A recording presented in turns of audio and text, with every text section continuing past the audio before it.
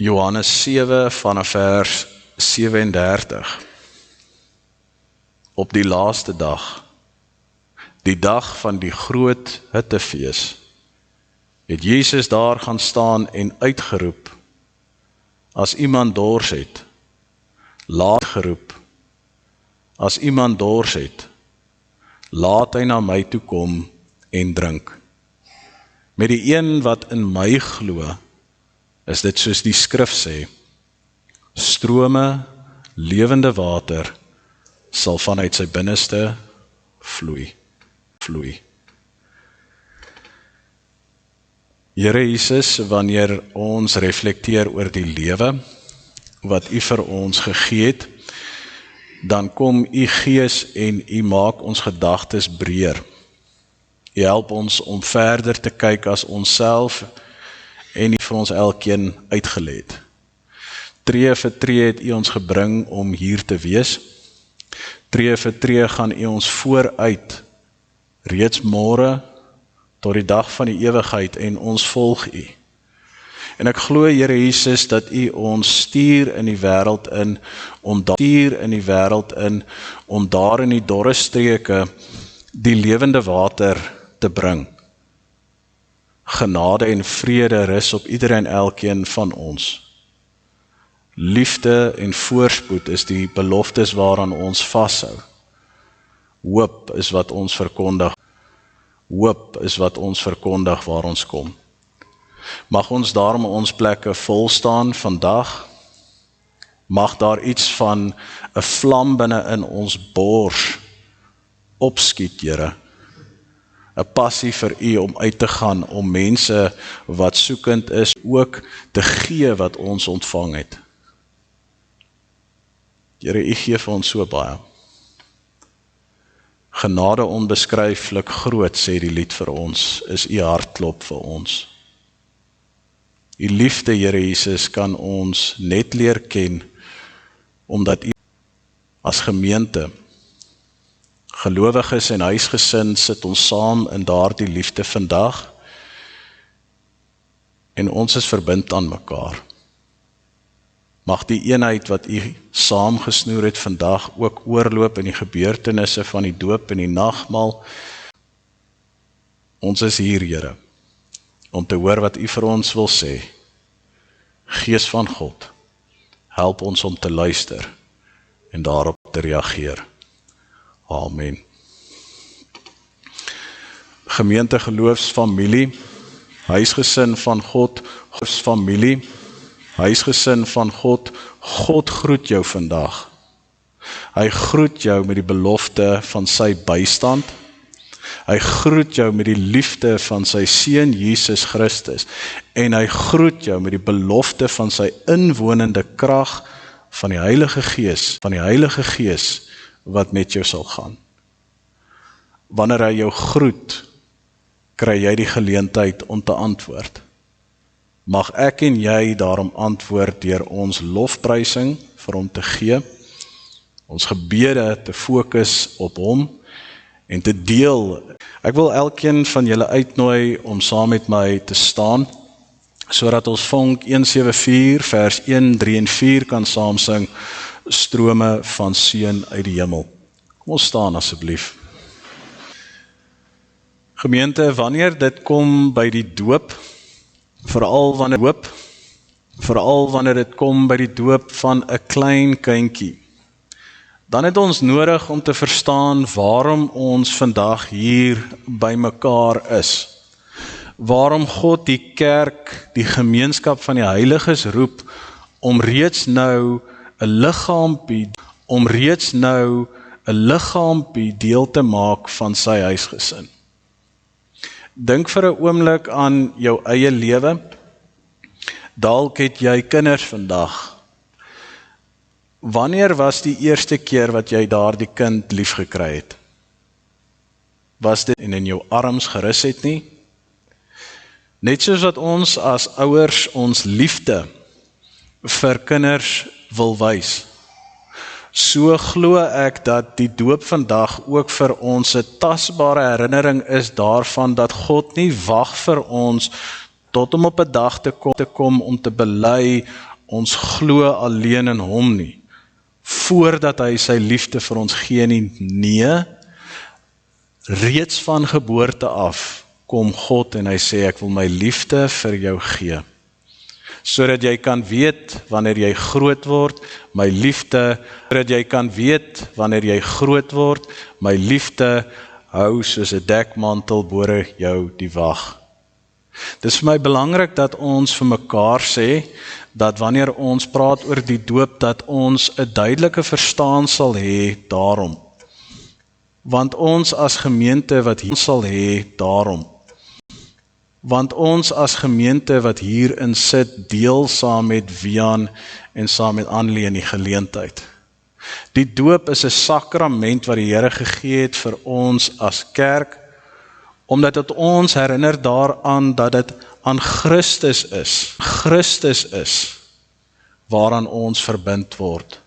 Dat dit deur Christus is dat ons sondes vergewe is, en dat dit deur Christus is waar ons deel het in die huisgesin van gelowiges.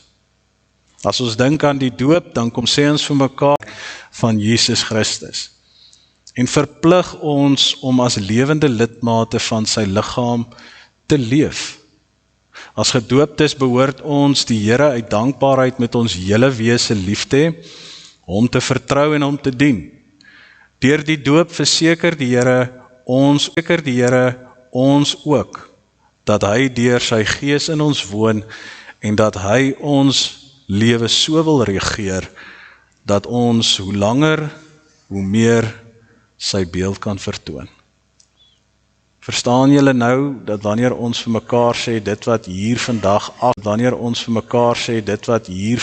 afspeel, is maar nie net 'n moment nie. Dis iets heiligs wat die Here gebruik as 'n simbool vir ons almal. 'n Sigbare teken wat ons as gelowiges wil verkoop. Wanneer dit kom by die doop, is daar 3 agente se doop. Aan die een kant sal ons hoor staan God die Vader, Seun en Heilige Gees. Aan die ander kant staan ons as gemeente en ons word geroep om daardie kind 'n veilige vesting te gee, 'n plek en versekering te gee dat hulle behoort word om te deel in hierdie moment. Nou Wian en Annelie, ek wil vir julle vra om net vir my vir 'n oomblik hier voor te staan, dat ek vir julle een laaste keer kan herinner waarom ons doop. En dan het ons nodig as gemeente om te hoor of julle wil voortgaan met die doop, of julle dit verstaan. Waarom doop ons? Ons word gedoop omdat die Here God 'n verbond van genade met ons en ons kinders gesluit het. Reeds aan Abraham, die vader van alle gelowiges, het die Here gesê, ek bring 'n verbond tot stand tussen my en jou en jou nageslag en al hulle geslagte daarheen. Dit is 'n blywende verbond. Ek sal jou God wees en ook die God van jou nageslag. Herinner Genesis 17 vers 7 vir ons. In die Ou Testament het die Here die besnydenis en die Paasmaal as tekens gegee dat die verbond geldig is. Daarna het Christus gekom en hierdie verbond in sy persoon en deur sy verlossingswerk op 'n nuwe en finale wyse bevestig. As teken en die nagmaal gegee. Ons doop omdat ons gehoorsaam wil wees aan die Here. Ons doop in afhanklikheid van die Here. En dit is my vraag, Annie, jy en Wian, wil julle nog steeds voortgaan om te doop? Dankie Wian. Ek wil graag vra dat Annelie vir my vorentoe gebring word, sodat ons die doop kan bedien. Ek het vir die ouers gesê, en ek sê dit ook vandag, wanneer ek julle vra om nader te staan, sodat ons die water simbool oor Annelie kan uitstort. Om te deel in hierdie moment is heilig, want beide julle, ons in die kerk, staan as verteenwoordigers van wat nou gaan gebeur. Wanneer ons doop in die naam van die Vader, dan is dit jy van God oor haar lewe gaan uitroep. Wanneer ons doop in die naam van Jesus Christus, dan herinner ons vir julle, vir ons en vir Anlia, dat die liefde van Christus altyd daar sal wees. En wanneer ons doop in die naam van die Heilige Gees, dan beloof die Here ons ook, dat hy in en deur ons sal woon, en alles ten goeie laat meewerk, soos hy ons leer in Romeine 8. Bring vir my nou vir Anlia nader, sodat ons haar kan doop. Anlia Barnard, ons doop jou in die naam. Anlia Barnard, ons doop jou in die naam van die Vader. Ons doop jou in die naam van Jesus Christus, ons Verlosser. En ons doop jou in die naam van die Heilige Gees, die een wat met jou Heilige Gees, die een wat met jou sal gaan. Kom ons bid. Here, vir hierdie ouers kom bid ons vandag, dat U hulle sal toerus, dat U hulle sal vul, dat U hulle sal begelei, en dat U hulle sal herinner aan die geskenk wat hulle vashou vandag.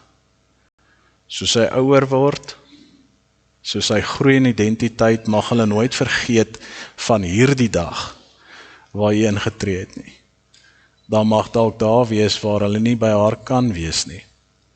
Mag hulle onthou, hulle dalk nie antwoorde het as ouers nie, Gees van God, begelei hulle. En Jesus Christus in alles wil ek bid, dat die liefde tussen hulle sal groei, solank as wat hulle leef. Amen. As jy jou Bybel byderhand het, wil ek Johannes, ons gaan daar in die 4de hoofstuk saam lees vanaf vers 1 tot 15. Die verhaal van Jesus wat by die put van Jakob kom en in gesprek tree met die Samaritaanse vrou, gaan verder vanaf vers 15 en strek tot die begin van hoofstuk 5 en ek wil jou vra om te gaan lees oor wat het gebeur. Wat het gebeur nadat Jesus vir die vrou die uitnodiging gegee het waarmee God ons uitnooi vandag na die tafel toe, om te kom drink uit die fontein wat water gee, wat die dors sal les. Wat water gee, wat die dors sal les. Mag ek en jy onsself raak sien binne in hierdie verhaal?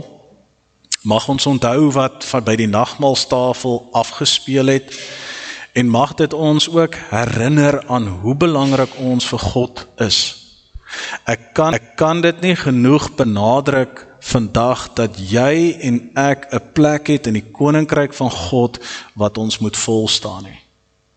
Daar is soveel mense daar buite, wat nie hulle plek volstaan nie as gevolg van die feit dat hulle arrogant is nie, maar as gevolg van die talente en gawes minder geskik, of ondergeskik is aan die van ander. Hierdie week praat ek met 'n persoon wat my diep geraak het, en weer eens net laat dink het aan hoe ons as mense nie mooi dink oor ons woorde nie. Die persoon het 'n passie, 'n lewende verhouding met die Here, en hy wil die beste gee, en in 'n gesprek het iemand vorendag gekom en vir hom gesê, die beste ding wat jy kan doen, is om jou gawes en talente alleen in die wêreld te gaan uitleef. Want jy pas nie in die kerk nie. Harde woorde, wat 'n mens se lewe uitmekaar uitskeer. Jy mag dalk nooit daardie woorde gehoor het nie, maar daar mag dalk iets binne in jou sit vandag, dit bevredig nie. Ek tree op as 'n ouer, en dit voel vir my min en klein. Ek is in hierdie lewe, en dit voel vir my tyd loop uit, en niks gebeur nie. Vir jou glo ek, God wil sê, jy het 'n plek, ek het jou geroep, jy is my geliefde, jy is belangrik. Ek maak nie onderskeid tussen dominees en bergies nie. Ek maak nie onderskeid tussen mense wat 6 syfers 'n jaar verdien en mense wat van dag tot dag leef nie. En mense wat van dag tot dag leef nie. Jy en ek is soos daai Samaritaanse vrou vir die Here belangrik. Ons lees saam vanaf vers 1 tot 15, die verhaal wat Johannes vir ons geskryf het oor Jesus. Vers vir ons geskryf het oor Jesus. Vers 1 sê, die Fariseërs het gehoor dat Jesus meer disippels maak en doop as Johannes. Maar eintlik was dit nie Jesus wat gedoop het nie, maar sy disippels. Toe Jesus dit verneem, het hy Judea verlaat en weer na Galilea toe gegaan. Maar andersins as die meerderheid van Jode wat die ompad kies, moes hy deur Samaria gaan. Hy kom toe by 'n dorp in Samaria met die naam Sigar. Die fontein van Jakob was daar, onderstreep die woord fontein. En Jesus het toe, omdat hy moeg was van die reis, sommer by die fontein gaan sit. Dit was omtrent 12 uur die middag. Daar kom toe 'n Samaritaanse vrou water haal. En Jesus vra vir haar, mevrou, gee my 'n bietjie water om te drink. Sy disippels was intussen weg dorp toe om te gaan kos koop. Die Samaritaanse vrou sê toe vir hom, hoe vra jy wat 'n Jood is vir my, 'n Samaritaanse vrou, water om te drink? Die Jode en die Samaritane gaan immers mos nie met mekaar om nie. Maar Jesus het haar geantwoord, as jy geweet het wat God gee, en wie dit is wat vir jou, en hy sou vir jou die lewende water gegee het. Die vrou sê toe vir hom, meneer, jy het nie eers 'n skepding nie, en die put is diep.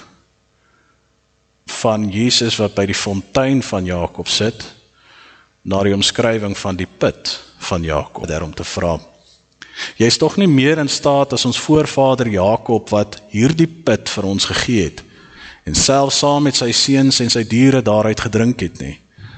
Maar Jesus antwoord daar, elkeen wat van hierdie water drink, sal weer dors kry. Elk sal dors kry. Maar wie die water gedrink het wat ek hom sal gee, sal in alle ewigheid nooit dors kry nie. In aanhalingstekens, want ek is die fontein van die lewe.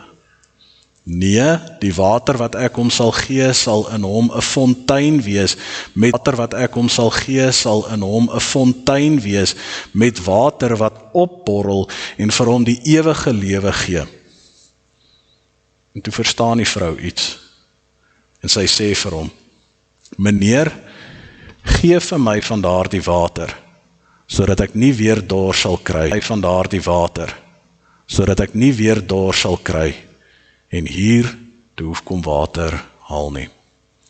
Ons lees net tot sover, en ons glo en vertrou dat die Here die woord vir ons wil opbreek. Here Jesus Christus, wanneer ons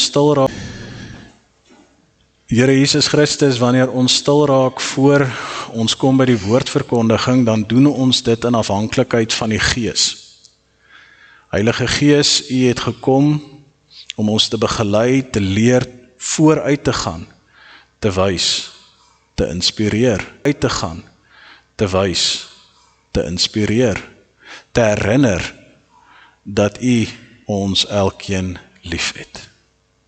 Vader, ons lees hier die woorde van Johannes, en ek wil glo daar's reeds iets binne in ons hart wat begin resoneer met die teks. Daar is iets wat ons prikkel. Daar is iets wat vir ons uitstaan. Daar is iets wat ons nader trek tot hierdie teks toe. En ek wil bid, Gees van God, dat U ons oë sal oopmaak. Vir elkeen wat soek, sal oopgemaak word. En vir elkeen wat vra, sal gegee word. Here, in nederigheid kom vra ons. Sal U asseblief met ons praat? sal U asseblief vir ons die woorde gee wat ons nodig het. Ons elke uitdagings. U en U alleen wat weet wat binne in ons hart aangaan. U en U alleen weet hoe die pad lyk, waar ons vandaan af gekom het en waarin ons gaan. Here, ons het U nodig. En ons kan nie as vandag, Here, wat ons hier gebring het om te sê, Here, as U ons nie vooruit gaan nie, dan gaan ek dit nie maak nie. Dankie, Here Jesus, dat U reeds hierdie omgewing vir ons voorberei het. Gees van God, dankie vir ons voorberei het. Gees van God, dankie dat U die woorde gaan oopbreek. Mag dit ook so wees dat ons dit van U ontvang, dit wat U vir ons wil sê. Amen. Gemeente, die tema vir vandag se woordverkondiging is eenvoudig strome van lewende water. 'n eenvoudige opmerking wat vir ons sê, gaan dink na oor dit wat God vir ons gee. In die verlede het ons 'n paar keer kinders gedoop en ons het al meer 'n besonderse belangrike rol binne in die kerk. Want dit is deur die water waar ons onsself herinner dat God ons skoon gewas het. Wanneer ons buite in die tuin werk, wanneer ons met kos werk, wanneer ons besig is om dalk te verf, wanneer ons dalk werk met olie, wanneer ons water om dit skoon te maak. Net so herinner die doop ons daaraan dat God ons skoon gemaak het. Ons herinner onsself daaraan dat die doop ook 'n teken is. 'n teken is dat ons skoon gewas is, dat ons die ewige lewe gaan ontvang. Was en genade bo genade vir ons toon, kan ons weet dat ons hoef nie te twyfel in die ewige lewe as ons 'n verhouding het met Hom nie. Maar daar is 'n derde rede waarom die waterbeeld vir ons so belangrik is. Want reeds in die Ou Testament lees ons daarvan dat die water, die Ou Testament lees ons daarvan dat die water, die teken daarvan is dat God opdaag. Wanneer daar gepraat word oor water, word daar gepraat oor lewe.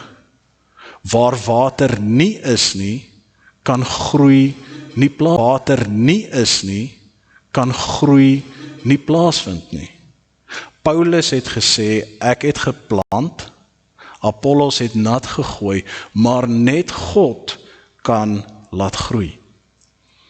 Die beeld van water is vir ons noodsaaklik vandag. En dit wil vir my voorkom ook dat dit 'n besonderse manier is hoe die Here hierdie diens en die voorbereiding van die nagmaalstafel wou inruim. Omdat die doop en die nagmaal so mooi bymekaar kom. Want dit is deur die nagmaal waar ons onsself herinner dat ons na die Here toe kom, dat ons in sy teenwoordigheid kom stil raak en iets van Hom ontvang, net soos wat die ouers hulle kind bring na die doopfont toe om die naam van die Vader, die naam van Jesus Christus en die naam van die Heilige Gees ook oor hulle kind uit te spreek, sodat sy dit kan ontvang, waarin ons deel vandag. Ons dink aan die verhaal van Jesus en die Samaritaanse vrou, is vir ons 4 belangrike goed wil uitlig, 4 belangrike goed wil sê, wanneer ons besluit om aan te sit by hierdie tafel. Wat sê God vir jou en vir my wanneer ons stil word? Hoeveel van ons neem tyd in kant toe te skuif en te hoor wat God vir ons wil sê? Die nagmaalstafel, die doopfont is vir ons gegee as sigbare tekens om te kan sien dat daar iets vir ons gesê word. Daarom het ons nodig om vanuit hierdie teks ook te hoor wat Jesus vir ons sê. Daar is 'n uitnodiging aan die nagmaalstafel te kom sit. En die eerste daarvan is kom net. Kom net soos wat jy is. As daar van julle is wat dors het, sê Jesus, kom. Niemand word uitgesluit by die nagmaalstafel. Niemand word uitgesluit by die nagmaalstafel van die Here nie. Omdat die Here se genade vir sondaars sowel soos gelowiges is. Johannes se evangelie het ek al reeds gesê in die verlede, maar ek lig dit weer uit, is 'n evangelie wat verskil van Markus, Lukas en Matteus. Omdat die Johannes evangelie 'n dieper boek is wat reflekteer oor gebeurtenisse. Dis 'n teologiese boek wat dieper dink oor sake. Daarom is die verhaal van Jesus as jy die breë konteks gaan verstaan, sal jy sien dat Jesus in hoofstuk 3 in die woord was met Nikodemus. Nikodemus wat in die skemer van die aand na Jesus toe gekom het om by hom te leer en vir hom te vra, Here, hoe kan ek die ewige lewe beerwe? Die verhaal wat Die verhaal wat afspeel waar Jesus hom geleer het, jy moet weer gebore word. Jy moet weer leer om in my te kom voor jy die ewige lewe kan hê. In die skemer van die aand het Jesus vir Nikodemus bedien. Nou in hoofstuk 4 lees ons dat in die sonlig, in die middag het 'n Samaritaanse vrou na hom toe gekom, sonder dat sy geweet het sy het lering nodig. En Jesus sê vir haar dieselfde. Ek wil jou leer oor wat belangrik is. Ek wil jou leer hoe om jou lewe reg te kry. Maar andersins as met Nikodemus wat op soek was na Jesus se raad, het die vrou na Jesus toe sy soek hom. Dis so mooi beeld. Wanneer ons verstaan vandag, God het die eerste tree geneem om vandag ons te ontmoet. Ons hier wees vandag is 'n antwoord daarop.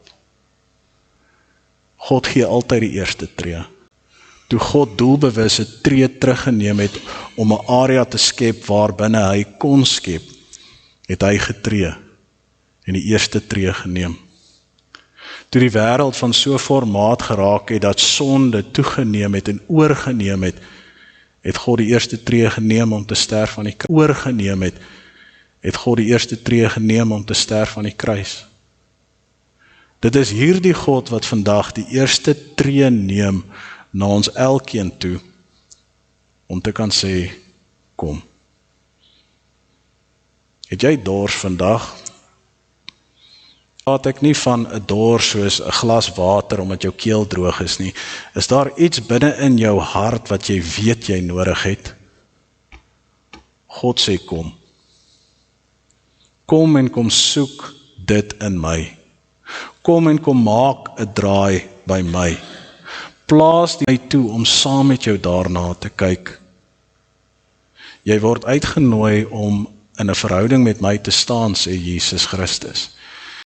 En dalk is ons soos die Samaritaanse vrou wat hierheen toe getrek is deur 'n doop. Dalk is ons hier omdat ons die uitnodiging ontvang het van 'n geliefde. Dalk is ons hierso om te deel in die nagmaal. Weet net, God het jou hierheen toe gewil en getrek omdat hy met jou wil praat. Jy is welkom in die huis van die Here. Jy is welkom in sy arms. Wanneer ons aansit by die nagmaalstafel, kom Jesus en hy kom sê vir ons in die tweede plek, as jy na hom toe kom, sal jy nooit weggewys word nie. Niemand wat sê jy is nie welkom, kan verhoed dat jy aan hierdie tafel sit nie.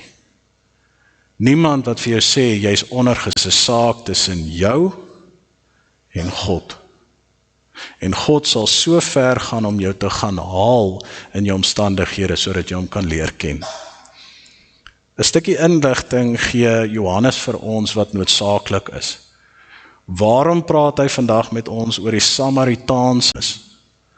Want in hierdie verhaal wil hy vir ons kom wys dat Jesus doelbewus in 'n omgewing ingestap het waar daar wanorde was, Godverlatenheid gewees het om dit te kom verander en om aan te spreek.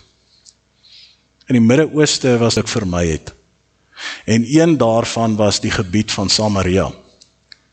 Want nadat die tempel die laaste keer verwoes is, of in 722 verwoes is van die Jode weggevoer en daar het mense ingekom van ander volke en hulle is toegelaat om te woon verwoes is, of in 722 verwoes is van die Jode weggevoer en daar het mense ingekom van ander volke en hulle is toegelaat om te woon by die Jode wat agtergebly het. Daardie mense het getrou en het kinders gekry en toe die Jode het getrou en het kinders gekry en toe die Jode terugkom na ballingskap het hulle hierdie mense aangetref en gesê hulle is onrein. Want die wet van God sê, weerhou jouself van mense wat my nie ken nie. Daai woord, die iets daarvan vir ons diep na te druk. Die dorp in Grieks beteken letterlik en figuurlik die dronkdorp of die leenaarsdorp. Daar was 'n haat gewees tussen die Jode en die Samaritane. En die Jode het geglo die Samaritane sal nooit in die koninkryk van God kan kom nie. Maar Jesus het anders te gedink. En ek wil glo die Vader het hom gestuur na daardie area toe om een te gaan soek wat sal hoor wat hy vir haar wil sê. Dis interessant dat ons sal saam lees dat in hierdie verhaal het die vrou besluit om tydens middag water te kom skep. Die warmste tyd van die dag waar niemand kom water skep het nie. Dis baie interessant dat ons ook hier gaan leer om op te daag. As jy reeds sou gaan lees het, bietjie verder gekom het in vers 18, sou jy gehoor het, hierdie vrou het 5 mans gehad, nog 'n man gehad by wie sy gebly het. Kultureel was sy baie vuil gewees, en selfs ek wil myself voorstel dat as ek in haar skoene was, sou ek skaam gewees het. En daarom wou ek die oordeel van mense vermy. Maar Jesus wil haar nie vermy nie. Sy disippels is reeds weggestuur. Jesus het 'n 1-tot-1 gesprek vir haar, onthou mevrou, jou sondes is vry gespreek. Die Engels het 'n baie mooi woord wat gebruik word om vergifnis uit te beeld, en dit is die woord exoneration. Omdat dit verwys na die wetlike proses wat sou plaasvind as ons in die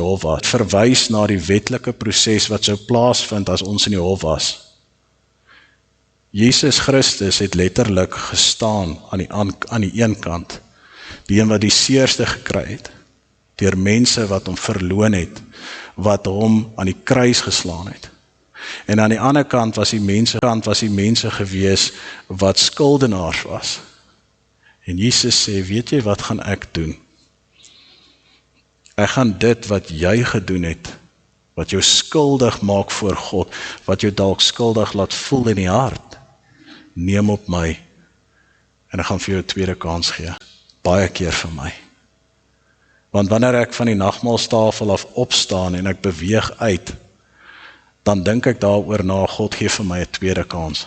Dag na dag as ek opstaan, ontvang ek daai tweede kans. Oombliklik in die Here se genade ontvang ek daai tweede kans. Het jy 'n tweede kans nodig? Is daar iets waaroor jy skaam is?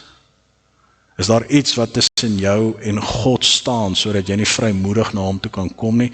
Die nagmaalstafel sê vir jou, jy kan kom nes jy is. Nagmaalstafel sê vir jou, jy kan kom nes jy is. God is daar vir jou. Dan hoor ons ook vanuit hierdie verhaal uit dat Jesus Christus vir ons wil sê deur die nagmaalstafel, ek wil vir jou sorg. Dit beteken, liewe mens, maak nie saak waar jy jouself bevind nie. God sê, ek wil daar vir jou wees. As jy nie liefde het nie, wil ek vir jou sorg, ek wil vir jou liefde gee. As jy bekommernis het omdat jy nie genoeg het nie, wil ek daar wees en ek wil vir jou sorg en vir die sekerheid gee. As jy onseker is oor die toekoms, oor dit wat moet gebeur, wil ek vir jou sorg en vir jou veilige vesting gee. 'n plek waar jy weet jy altyd sal kan veilig wees. Die woordfontein het ons uitgelig aan die een kant, en aan die ander kant het ons die woord put, die skrywer onderskeid maak tussen die twee woorde. Waarom sou Johannes die woord fontein gebruik wanneer Jesus praat oor Jakob? En waarom sou hy die put gebruik het wanneer die vrou gepraat het? Die ingesteldheid van die twee het verskil. Die ingesteldheid van die twee het verskil.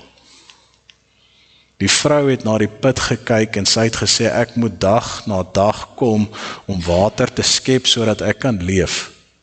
Môre is die water klaar, die son kom op, ek raak dors, dan moet ek terugkom.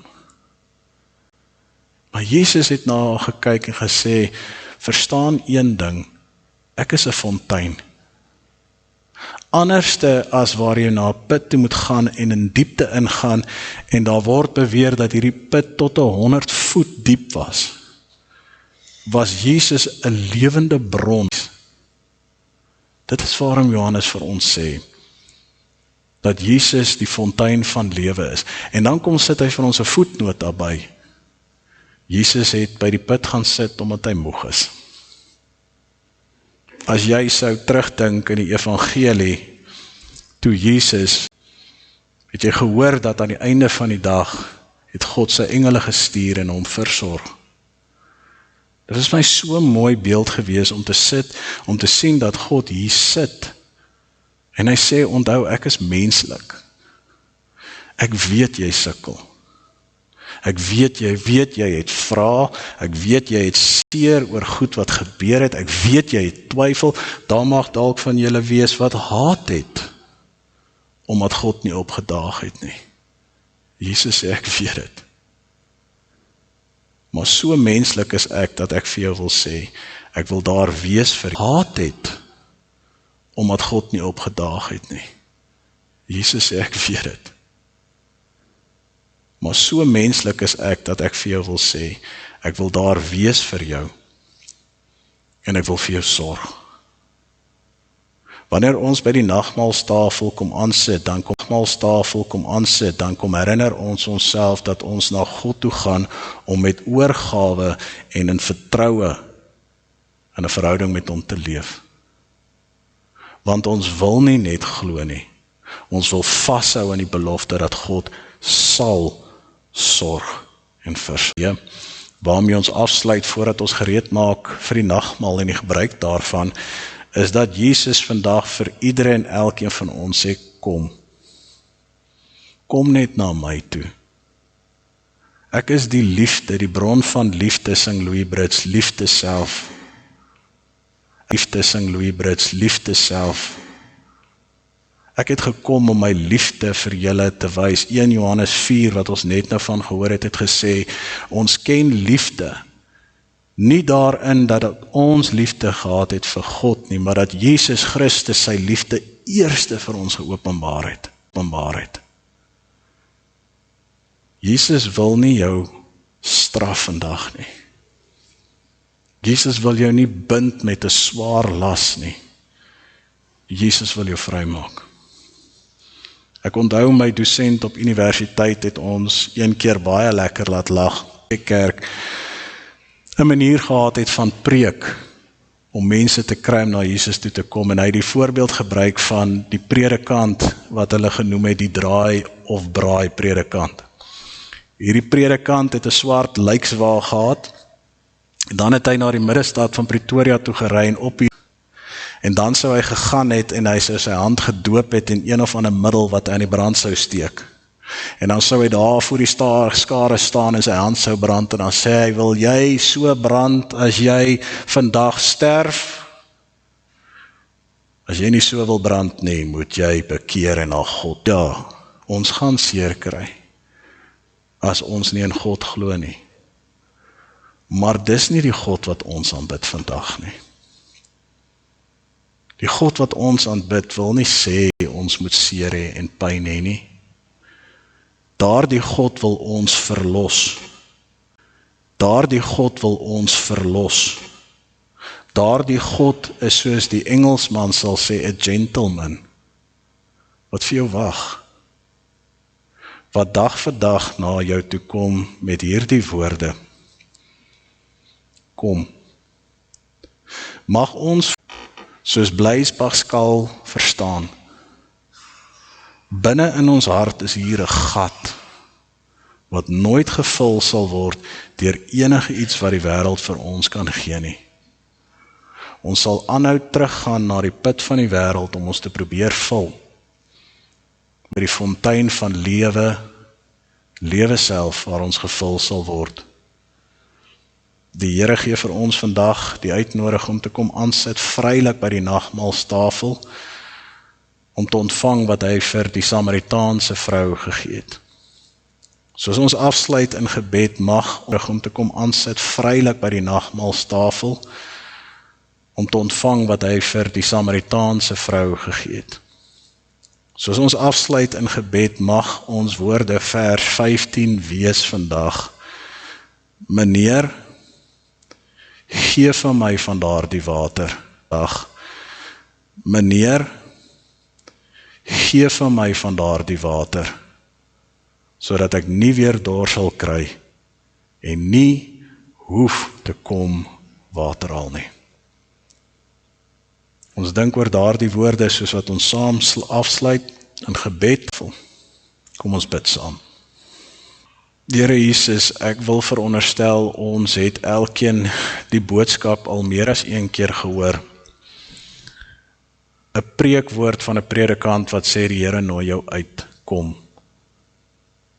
Maar dit is van harte my gebed van die Heilige Gees wat vandag binne in ons elkeen gewerk het en gefluister het waar niemand anders te behalwe ek dit kon hoor. En hy sê vir my, kom. Kom na my toe, almal wat moeg en oorlaai is. Dis lig. Ek wil vir jou sorg. Here, ek sê vir u baie dankie vir momente soos hierdie. Momente waar ons kan luister vanuit die woord uit. En momente soos hierdie waar ons nou kan deel aan 'n sakrament wat u reeds vir ons ingestel het, 'n sakrament wat u reeds vir ons ingestel het nog voordat u kruis toe gegaan het. 'n Simbool wat langer as 2000 jaar as 'n kernpunt in die kerk dien, om gelowige sondaars te kom herinner dat die uitnodiging na die Vaderhart van God hier beskikbaar is. Wanneer ons die brood neem, dit eet, die wyn neem en dit drink, mag ons daar die warm liefde van u ervaar binne in ons. En mag het ons help, Here Jesus, om uit te gaan. U is daar. En u los ons nooit nie. Amen. Gemeente en familie, voordat ons oorgaan na die gebruik van die nagmaal, wil ek ons elkeen herinner aan waaroor die nagmaal gaan. Volgens die formulier van die kerk kom lees ons dat die nagmaal deur Jesus Christus self ingestel het. Wanneer ons die brood en die wyn gebruik, herinner dit ons aan sy liggaam wat vir ons gegee is en sy bloed wat vir ons gestort is. Die nagmaal, daarom sê ons vir mekaar in die eerste plek, is 'n gedagtenismaaltyd. 'n oomblik waar ons verkondig dat Jesus se dood gebeur het en betekenis gehad het. En waar ons onsself herinner aan alles wat hy ter wille van ons deurgemaak het en vir ons gegee het. In die tweede plek, kom sê ons vir mekaar, die nagmaal is vir ons elkeen 'n waarborg van God se verlossing vir die van ons. Oor ons verlossing berus daarom nie op ons gevoelens nie, maar op God se belofte en op dit wat Christus vir ons elkeen gedoen het. Verder weet ons die nagmaal is 'n viering van ons gemeenskap met die lewende Here en met mekaar. Die nagmaal herinner ons geloof staan nie, maar deel is van 'n geloofsgemeenskap. Iets waarvan Anlia deel geword het vandag. Die nagmaal is ook 'n viering van hoop en 'n toekomsverwagting. Terwyl ons terugkyk na Christus se dood en opstanding, kyk ons ook vorentoe na die dag. Christus se dood en opstanding, kyk ons ook vorentoe na die dag waarop hy weer sal kom. Die nagmaal herinner ons daaraan dat God se verlossingswerk nog op 'n finale vervulling wag. En dan is die nagmaal uiteindelik 'n vreugdesfees en 'n fees van dankbaarheid. Wanneer jy diep nadink aan die nagmaal gebruik en die geleentheid wat jy gegee is om te deel in hierdie tafel wat God voorberei het, mag jy dit met vrymoedigheid doen. Mag jy antwoord op daardie roepstem wat die Here vir jou en vir my gegee het. Kom na my toe. Die brood wat God vir ons die geleentheid gee om in te deel, is 'n simboliese herinnering daaraan dat hy sy liggaam gebreek het vir jou en vir my. Soos daardie liggaam gebreek is, wanneer ons hierdie brood saam gebruik, verkondig ons daardeur, God het my verlos. So wanneer jy hierdie brood neem, eet, dink en glo dat God se verlossing vir jou bedoel is. God gee vir ons geleentheid om dit saam te gebruik. Kom ons neem vrymoedigheid om dit te doen. Neem vir my die kelkie wat jy ontvang het in jou hande. Laat toe dat daardie reuk naby jou kom en jou neus vol. Die kelkie wat jy ontvang het in jou hande. Laat toe dat daardie reuk naby jou kom en jou neus vol. Ons deel vandag in die uitstorting van Jesus Christus se bloed. Soos wat Jesus se bloed gevloei het om ons skoon te was van ons sondes, vir ons die geleentheid te gee om nie te leef, so gebruik ons verkondig en te bely God se verlossing en vergifnis van sondes is vir my ook bedoel. Daarom wanneer jy dit gebruik, dink daaraan en glo dat God se vergifnis vir jou bedoel is. God gee vir ons vir jou bedoel is. God gee vir ons geleentheid om die wyn of druiwesap saam te gebruik. Kom ons neem vrymoedigheid om dit te doen. Hemelse Vader, om te deel in momente soos hierdie, is ongelooflik heilig, omdat dit 'n ding is dat ons deel in iets groter as onsself. Dis nie net die brood wat ons eet of die wyn druiwesap wat ons drink nie. Dis die herinnering van dit wat gebeur het en dit wat ons verkondig, die verlossing vir elke persoon, dat U ons duur gekoop het. En daarom in hierdie wêreld instuur as iemand waarvoor U baie lief het. Iemand met waarde. Ons sê vir U dankie vir daarvoor, Here Jesus. Amen. Soos ons eindig vandag, die koor vir ons die nagmaalslied voorberei, ons is dankbaar vir julle daarvoor. Neem hierdie moment as 'n tyd van refleksie. Neem hierdie tyd om te luister na wat God vir jou deur die nagmaal wil sê.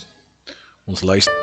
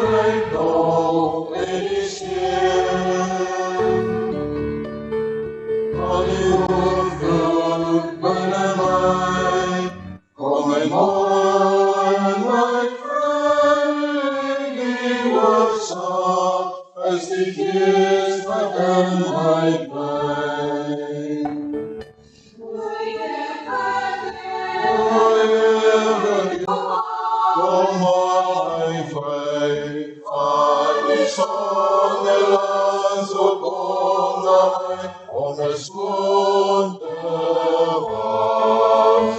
Want ek wil je vlekloos voor u staan, voor u staan.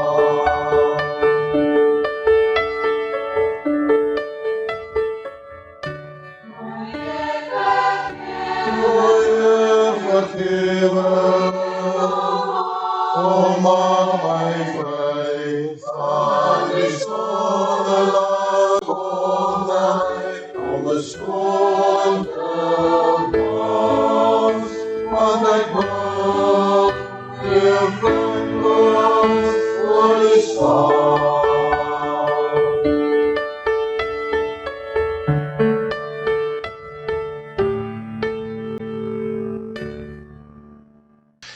God stuur jou na die wêreld toe. Die genade van God die Vader, die liefde van sy Seun Jesus Christus en die bystand van die Gees gaan saam met jou. God het jou geroep om hier. Nou stuur hy jou na die wêreld toe met 'n kosbare boodskap. Die evangelie van goeie nuus. Mag jy dit gaan uitdra daar waar